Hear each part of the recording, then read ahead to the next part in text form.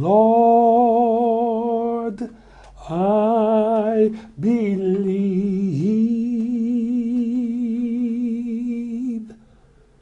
all things are possible. God bless your bones, America. I'm your host, the Right Reverend David Clark, and I'm more than happy to come into your home today and to declare the blessings of God in your life. I know beyond the shadow of a doubt that the blessings of God maketh rich and addeth no sorrow. You can't make me doubt it today. I know that God is in the blessing business. And if you walk in obedience to the word, the Lord will bless you today. If you seek ye first the kingdom of God and his righteousness, then all of these things and all of these blessings will fall afresh in your life. My prayer for you today is that God's eternal purpose be manifested in your life as you continue to walk worthy of the vocation wherein ye have been called out of darkness into this marvelous light, called out of the kingdom of darkness into the kingdom of light, called to sit in heavenly places and to enjoy the feast of the Lord. This service is designed for the sick and shut in.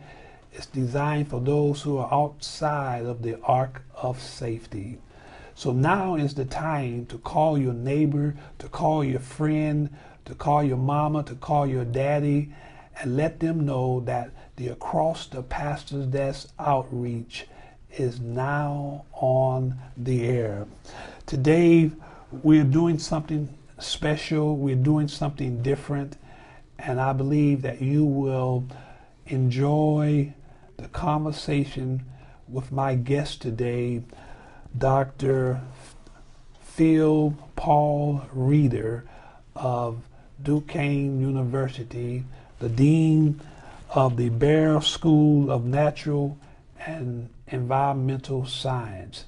He's going to share his story, his experience, and give us some insight that will help us to promote forgiveness, promote unity, promote reconciliation. So I want you to listen intensely to what he has to say, because I believe that now is the time that we need to come together as a people and glorify God. Well, again, we thank you for listening, and we thank you for giving your attention to this special broadcast today. Dr. Phil, welcome to Across the Pastor's Desk. Thank you, Reverend Clark. Honored to be here. Beautiful. Can you give me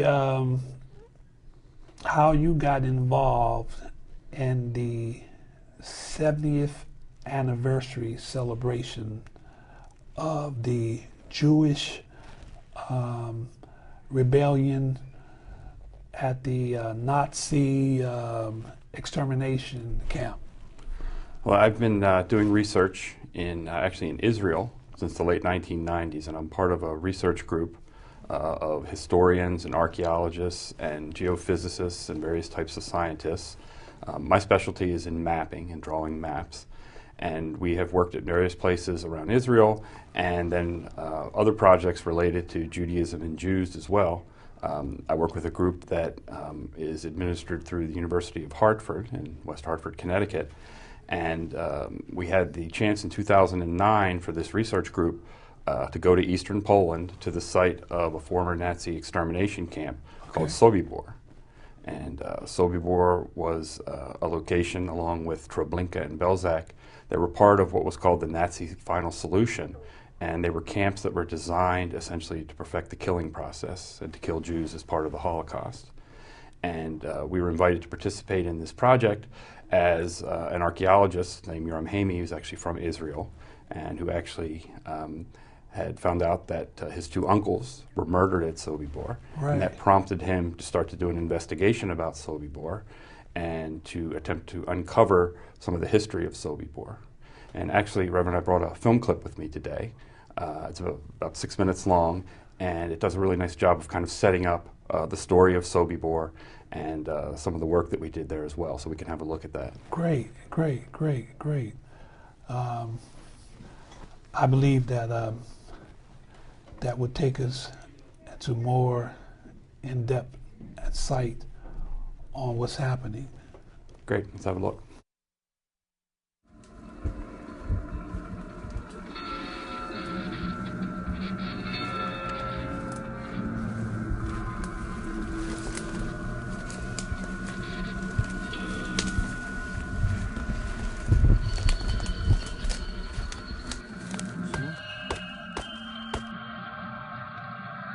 It's porcelain plates. Don't touch it anymore. But this is probably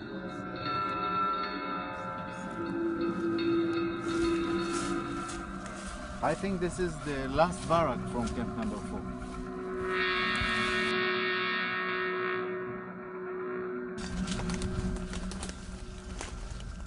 A white ball. You can see?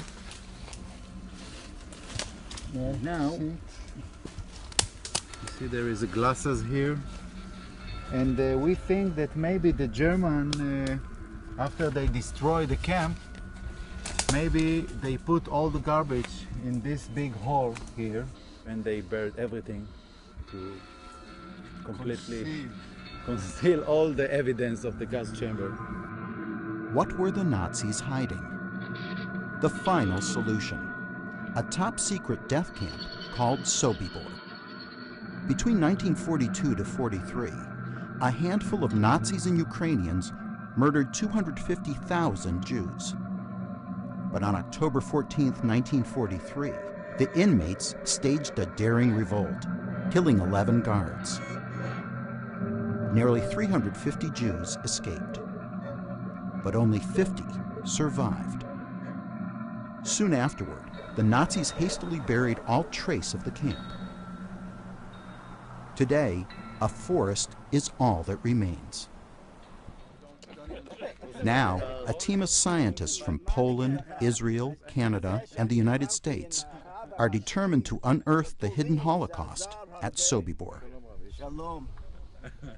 Their only clues are hand-drawn maps from survivors that sketch conflicting versions of camp features, and an aerial photo taken 6 months after the Nazis erased Sobibor from the landscape. Now there was a village of Sobibor then, no? This is the village Sobibor. It was in the wartime too. And this is the train station. Team leader Yoram Haimi has a personal stake in the search. In 1942, Nazis deported his two uncles from Paris to Poland. Their train was diverted to Sobibor, where they were executed on the day they arrived. Most of the transport to Sobibor arrived on this rail train. A separated rail train that led the train inside to the camp. Inside to the camp there, you can see from here the camp.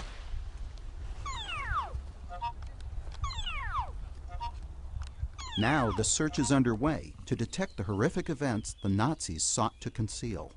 3,000. The researchers are using subsurface imaging devices to conduct a non-invasive survey of the vast site, which is largely covered by forest. Let's go over one more, Sarah. In this area, we're trying to locate the gas chambers by using different instruments that map compaction, foundations, buried metal, trenches, pits, that type of thing. So we lay out a grid using ropes and flagging tape, and then we collect data every meter along that grid on lines spaced a meter apart. We bring that data together into a map, and then hopefully that map will show us the outlines of foundation, walls, the gas chambers themselves, the Himmelfahrtstrasse, the path leading to the gas chamber, connecting the gas chamber to the barber shop and other parts of the camp. This is a ground penetrating radar unit, and what it does is it transmits energy into the ground and will reflect off foundations that don't contain rebar, areas of disturbed soil, historic trenches, lanes, things like that. So you don't get to see the object, but you get to see the reflections which are caused by the energy bouncing off. You must look in the plan, it's the 7 graves. Oh, yeah. This one was for the 100% first with body. Yeah. For the special order, they open this grave, take the body to the burn, burn and return the ashes Oh, so here. these are weird In the next one, 5 hole, Yeah. there are only ashes. Really sharp. Right now we're just coming off the edge of the trench. Right there, where it looks like the grass changes color. 20 meters? Is that what it says, 20 meters? Yeah. I mean, you can see it very distinctly moving up from depth right to surface, coming up basically at surface at 132 meters. Yeah, it looks like the edge of a trench. And we really don't know why these depressions are here, but if we mark them out, then we may be able to see a pattern, and then from that pattern, being able to discern, what was behind the pattern, whether it's building, whether it's random. So right now, there's certainly parts of it that are in line with each other. So it's a matter of marking all the holes and then deciphering maybe what they are. This area is perhaps the area where the burning of the bodies took place. And then the literature says that the burning took place by using, I think it said, railroad rails, and then they were elevated off the ground, and then the fire was put beneath the rails on the ground, and then the bodies were stacked up on top of the rails. So these could have been places where there were supports for the rails to hold the rails up, and then the fire was built underneath those. Well, we thank God for that beautiful footage. It has definitely given us some insight on what's happening and how we can promote peace and unity. That's really our purpose today. We're not trying to stir up any type of bitterness or any type of resentment, but we want to stir up reconciliation. This rebellion, how many survived? How many Jewish persons survived in this rebellion? Okay, maybe I'll set that up by telling you a little bit of the history, and we'll Okay. kind of lead into that. And the fact is, then these 3 camps were sited in eastern Poland because of their very remote location. Essentially, the Nazis could sort of have their way out there, and no one would know what was going on. And the geography was such that there was a rail line fairly close by, and they were able to tap into that rail line and then run train tracks to each of the extermination camps that they founded. And at Sobibor, the general process that went on is that the Jews essentially were brought from all over Europe, and then they were brought to the site of Sobibor, and they came off of the trains and moved into the camp. And the Nazis would ask the people as they came off the train if they had a trade or not. Okay. And they were seeking people with trades to help them with their war effort. So they were actually allowed to live. And between probably 600 to 800 Jews inhabited the camp and remained alive. And then essentially the other 250,000 that arrived at Sobibor were murdered at Sobibor in the gas chambers. My goodness. And the site of Sobibor, because of its remoteness, fit very well this plan that the Nazis had, which they called the final solution, the best way to perfect the killing process and to essentially kill as many Jews as possible, as quickly as possible. And the rebellion that took place in Sobibor was about 500 of the Jews that worked in the camp escaped from Right. Sobibor. And many of them were rounded up that same day. They essentially ran off into the forest and were killed when they were found. And then about 50 actually survived, and they actually survived the whole war.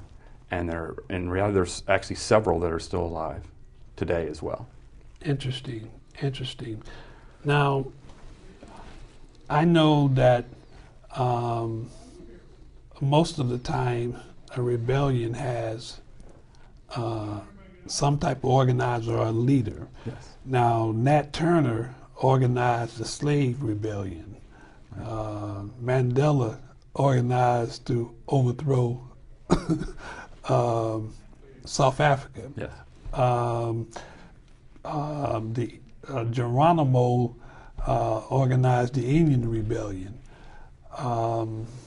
There were rebellions all over the place, in Haiti and all over the world. But who was the organizer for this rebellion, the Jewish rebellion? Was there a particular personality? There was, actually, and it was kind of a twist of fate that happened at Sobibor. Tell me about it. In Sobibor's existence, it was about 18 months that it was actually up and running. Okay. And near the end of its time, the Nazis made an uncalculated error. The Nazis were very calculating, but they made an uncalculated error, and that was that they took in prisoners of war who were Russian and Jewish. And of course, many were exterminated, but one in particular was let to live. His name was Sasha Perchinsky, and being a military person, he was trained in tactics and everything else that a military person is trained in, and he actually organized the Jews in the camp to eventually then to overthrow the Nazis and escape from the camp. And like I said, 500 actually escaped. The camp was run by the SS, and the guards in the camp were Ukrainian guards. And my recollection is that 8 Nazi SS officers were killed as part of the rebellion. And after the escape, the Nazis, probably for several reasons, one was a face-saving measure, and another was the fact that they didn't want to get the word to go around about what happened at Sobibor, and perhaps it would trickle down to the other camps. They actually dismantled the camp after that, right. Hauled away all the materials from the camp, and then buried it under soil, and then eventually a forest was planted there. And essentially, if you went there today, besides a memorial, several memorials that exist there, you would not know that it was a place of such horror and 250,000 people were murdered there. Interesting. Interesting. Tell me this. Now, you've given some history. Can you give me the technological perspective that from the assignment that you had to get involved? What was your, you were responsible for mapping. Correct. So can you give me some insight on what mapping involves? Sure. Most of the work that I do, I work with the geophysicists. Okay. There's 2 different types of geophysicists that work on the project. One is expert in ground-penetrating radar, and that's a system that actually runs on FM radio waves. It shoots radio waves down into the ground, and then those waves bounce off the materials that are down inside the earth and are reflected back, and then the instrument and then software that goes along with the instrument can actually draw a plot of what's beneath the surface. And another similar technique is called electroresistivity tomography, and that actually shoots electricity down into the ground. And the electricity is then reflected back, the instrument collects that, and then in the software does essentially the same thing. It draws a plot of the subsurface. So it's a very important kind of new emerging area in archaeology is to use these techniques. Okay. Formerly, at an archaeological excavation, the area was plotted out, and the archaeologists would dig what were called test pits, and they would be 1 meter by 1 meter, so they'd have these little snapshots of 1 meter by 1 meter what was down there. But essentially what these geophysical techniques can do is basically show you what's in the subsurface, right, and point the archaeologists in the right direction to say, there's something here, this is what we think is here, so then they can target their excavations to those particular locations. So that's how you were able to locate the gas chambers? Yeah, some of the work we did in 2009, we were seeking the location of the gas chambers, and we concentrated on a particular area that seemed most likely for it. There were no maps that remained of Sobibor. Any aerial photographs the Nazis actually tried to destroy. Basically every written word, every photograph, everything about Sobibor the Nazis tried to destroy. But a few air photographs remained, none with the camp, but after the camp was dismantled. So that, coupled with what are called memory maps, actually, the survivors were eventually sometimes part as trials of Nazis that were caught who had worked at Sobibor to be put on trial. They drew maps of the camp from their memory. Right. So none of them matched each other perfectly, but it kind of gave you a general idea of the layout of the camp, and it pointed us in a certain direction to look. And we found an area that we thought was the location of where the gas chambers were. Subsequent excavation there, and the head archaeologist is, his name is Yoram Haney, and he works for the Israel Antiquities Authority, and he excavated that location eventually, several years later actually, after we designated it, and it turns out that it wasn't the site of the gas chambers. The foundations and such that he found just didn't match up with what was expected. So actually, based on that work and then subsequent shallow excavations that he did, he eventually did find the site of the gas chambers. Right. And actually we were off by 15 meters or so. So we were close but not exact. Right. Well, so this makes, this puts you in the proper legal perspective when you can prove that this existed. Yes. Okay. So do you think that people will be able to? Well, there's so many people who really in denial, don't believe that this occurred. Correct.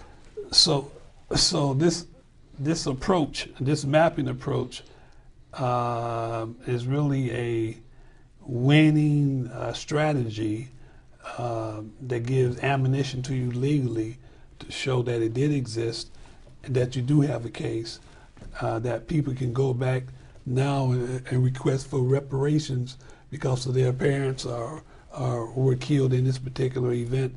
I guess so many things can happen now that they can really prove it, because I guess for years people were acting like the Germans have conducted a proclamation indicating that it didn't exist. But you've been able to prove and show that it does exist. Yeah, I don't know if it was necessarily the Germans that made that proclamation, but there definitely are still Holocaust deniers who say that the Holocaust never occurred. Right. But to be at a place like Sobibor and to begin to uncover the artifacts from that location, to find the tags that the Nazis used to put on the Jews to indicate that they were a Jew. The archaeological excavations actually found a nameplate with a name on it. Nameplate, okay. Yes, and research was done on the name that was on the plate, and it was found to belong to a 7-year-old Dutch girl who was murdered at Sobibor. And actually her family was contacted, her descendants, and told that this name tag was found at Sobibor, and it gave them, some solace, I guess, that a part of her still remained, that name tag. So the archaeological excavations are uncovering proof, certainly, of the Holocaust at Sobibor, and in my mind, there's no way that anyone could deny what happened there. Well, let me ask you this now. There were probably a group of you men there. Yes.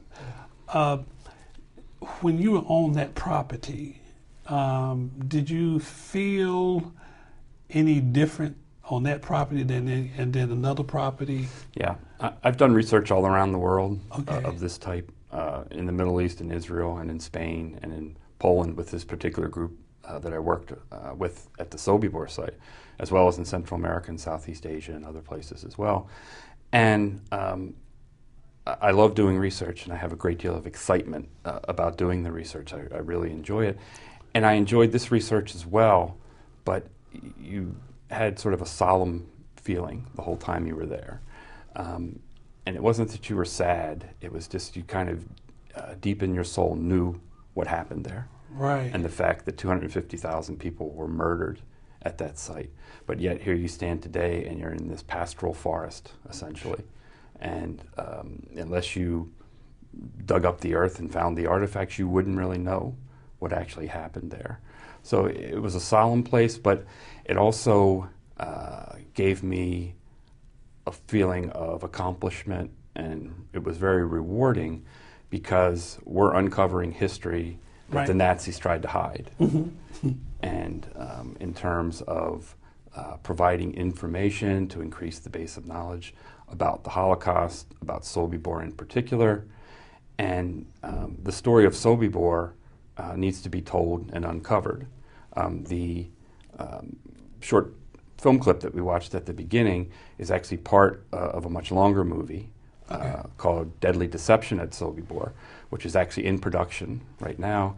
And we're hoping that in the next 6 months or so that it will be out and sold to Discovery Channel, Public TV, something like that. Right, right. So if I walked on that property, I will sense some sorrowfulness, or will I sense jubilation? I mean, it's hard to I mean, you. This is what you. This is your business. Right. This is what you do. Right. But an ordinary person who had no idea just happened to stumble in that area. Right. He won't notice anything. Well, there's a few memorials there. Okay. But I mean, it's a forest essentially. And actually, while we were there doing research, it was in August of 2009, and that's actually pretty far north. That part of Poland is about equal to Toronto, so the weather was kind of chilly, and families were showing up, and the families were basically visiting the site because they had known that they had had relatives who were murdered there. Right. So it is a place of, you could call it pilgrimage, I guess, that families come to and bring their children to say this is where your uncles or your grandparents were murdered at this particular place. So it's a very individual kind of process about what you feel when you're there. Okay. I'm not Jewish, Right. but it still affected me. Sure. And again, it didn't make me profoundly sad, but I think in the back of your mind you know what happened there. Right. Well, again, we thank you, Doctor, for arranging your schedule to come on the show Across the Pastor's Desk and to share your experience. Again, we're not here to promote bitterness, resentment, and division, but we are here to promote the love of Christ Jesus, the love, forgiveness, and reconciliation, and harmony. My prayer for you today is that God will give you eyes to see the light of Jesus, ears to hear the voice of Jesus, heart to accept him, and tongues to confess Jesus as your Savior and Lord. God bless your bones, America. Lord, I believe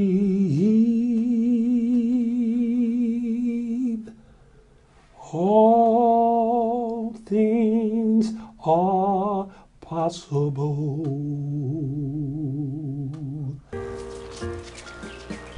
Where do you think you're going? Is your body holding you back? I want to go running. Not with that knee, you're not. I'm fine. Fight for your mobility. Visit anationinmotion.org. A message from the American Academy of Orthopedic Surgeons.